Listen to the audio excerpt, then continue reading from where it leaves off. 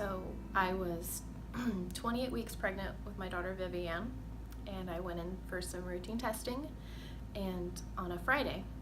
And I remember that the doctor called us on Sunday and he said, "There's some complications with the baby." I knew that things were about to change. We found out that she had Rh disease, and that occurs when the mother's blood is incompatible with the baby's blood. I will never forget the drive to our first appointment. Silence in the car like you wouldn't believe, because we didn't know what to say to each other. So that first appointment was really just the doctor sitting us down and kind of talking about what we were facing and how we were going to go about fighting it. That, I think, is when the fear hit me. The doctor knew for sure that she was going to be severely anemic, that she was going to face issues such as jaundice, and that she was definitely going to stay in the NICU. He briefly touched on the scarier side effects, such as heart failure, and then ultimately her not making it. The thing that I was struggling with is, as a parent, you're taught to do everything within your control to protect your children and to make sure that they are happy and healthy and whole. He talked to us about intrauterine blood transfusions, which would be her receiving a blood transfusion prior to delivery that would replace her red blood cells. I just found myself knowing that it was going to come down to other people. It was going to come down to another person out there that was willing to donate blood in order to save my baby's life. Vivian received her first intrauterine transfusion when I was 31 weeks pregnant. The nurse comes in and she has the donated blood, and she kind of sits it on my lap. And I remember just going wider than usual and thinking, my baby needs that much blood. We had to go back weekly to kind of monitor her.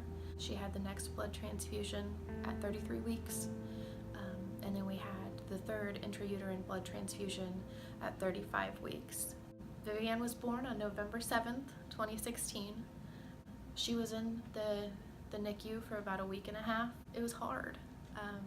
We weren't able to see her right away. We weren't able to hold her. She had to have another transfusion before we could take her home. We're just sitting in this hospital, and we wanted her to meet her family. We wanted her to meet her big brothers, but we finally got to surprise everybody. We brought her home in the dead of the night, didn't tell anybody, and then we surprised them the next day. She ended up needing 2 more transfusions, and then when she was 3 months old, she was given a clean bill of health, and she is perfect as ever. We were fortunate enough to have a great support system throughout everything we went through with Vivian, not only from our friends and family, but also my Crane family. There's employee programs in place that allowed me to be home with Vivian until the day she got that clean bill of health. I remember the day, it was after her appointment, walking down the hallways, and I look in somebody's office and there was a picture of Vivian. And it was just great to have that support. They rallied around me, and I couldn't have done it without them.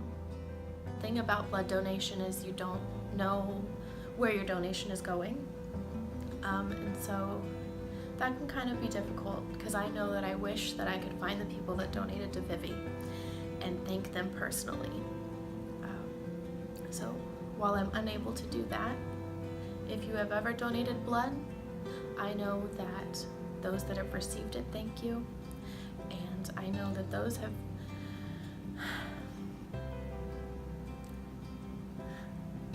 that have loved those recipients, thank you. The blood that Vivian received didn't just save her life, but it saved my life, and it saved her dad's life, and it saved the life of her brothers, and every single person that comes in contact with Vivi and just loves her, because you cannot look at her smile without smiling back. One day, when Vivian Taylor Hobbs is old enough, I can't wait to tell her story. And she's our miracle baby, and that miracle wouldn't have been possible without people that donate blood.